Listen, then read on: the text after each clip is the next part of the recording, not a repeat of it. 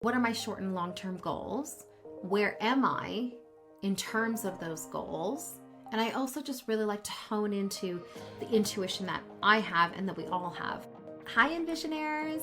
Welcome to the EnvisionAir podcast. This is the podcast where we envision living our best lives by exploring everyday topics related to health, wealth, and community. You might remember the solo episode I did in season 1, episode 8, where I talked about how it's never too late to pivot your life into the direction that you want.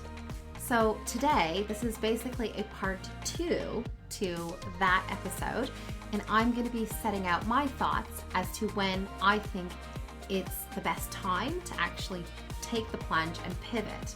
And this is based on some questions I received from EnvisionAirs telling me actually that they had done their life audit and they knew that they wanted to pivot, but they just actually didn't know when the right time was to pivot. Also, I'm super excited to announce that I have created a life audit booklet, which is essentially a 6-page document that sets out all of the steps that I take whenever I'm doing a life audit. And it's basically helped me in the past.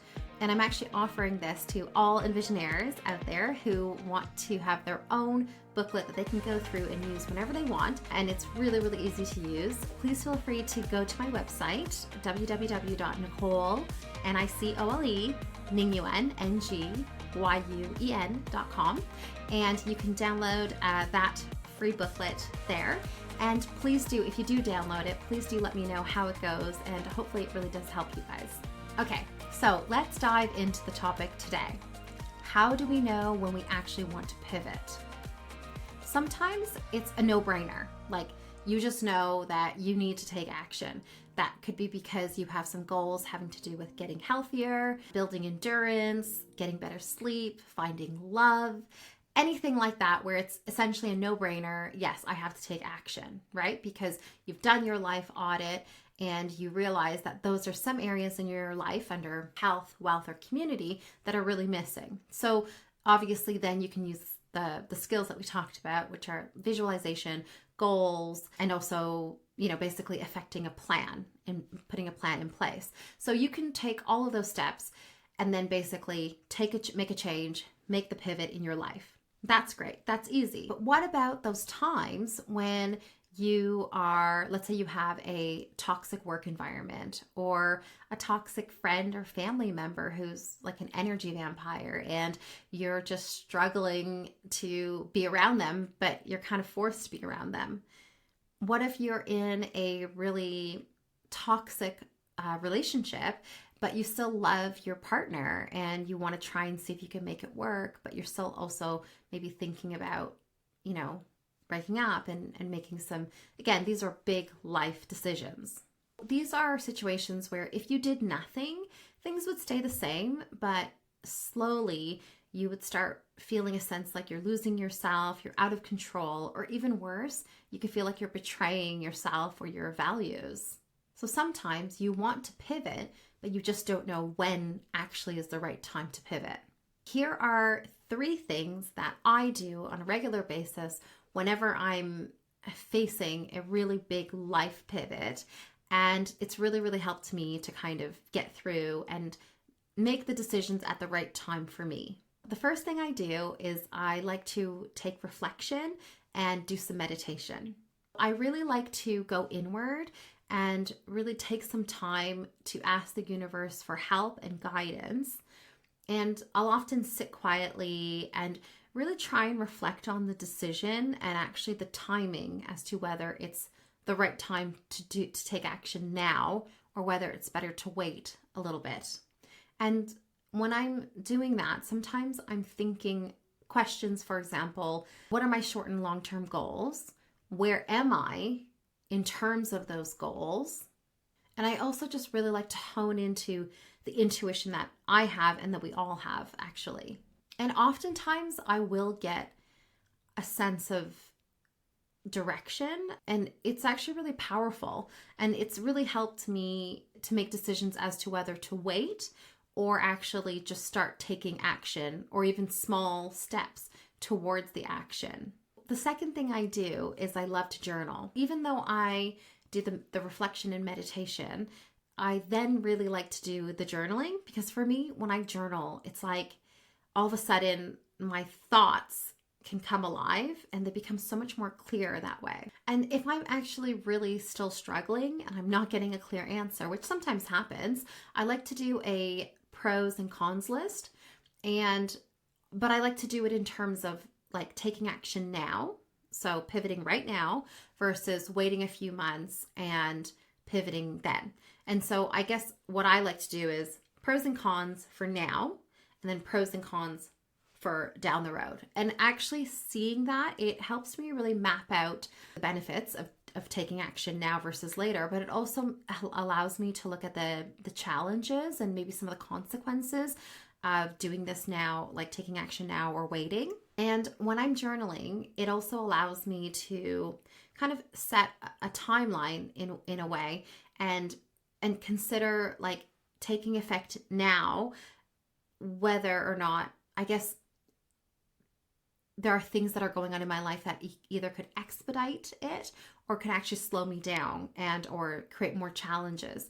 And so I'll give you an example. When I was thinking about starting this podcast, it was during lockdown, but I also had a lot of other huge life stuff happening at the time. And so I was engaged and planning a wedding during lockdown, which was very stressful. I was working a full-time job, and I had my dad's health that was declining. And obviously I was in a different country. So there was a lot of other things that I felt like were, I needed to give greater attention to. And so in that situation, starting the podcast at that time felt way, it just felt like I could start it, and I definitely knew I wanted to. But in the grand scheme of things, it probably was just going to add more stress, and it wasn't feasible given all the other things that were going on in my life at the time. So that's an instance where I really do like to put, pen down to paper, journal my thoughts, and then also think about the pros and cons, and then also like a provisional sort of timeline as well. And for me, that really, really helps. And I actually often come away, even though I might say, okay, maybe now is not the right time to pivot, I know to myself that, okay, now's not the right time, but it doesn't mean that it's not going to happen. It just means that right now I have to just focus on other areas of my life. And I really find that such an empowering step. So for me, that's always been something that has helped me in terms of journaling. The third thing I like to do is I also like to talk to someone who I trust. I really find it helpful to talk to someone who I know has my best interests or has best intentions for me and my interests. I also like to talk to someone who I know is non-judgmental, and also someone who I feel like will have time to run things through with me if I need to.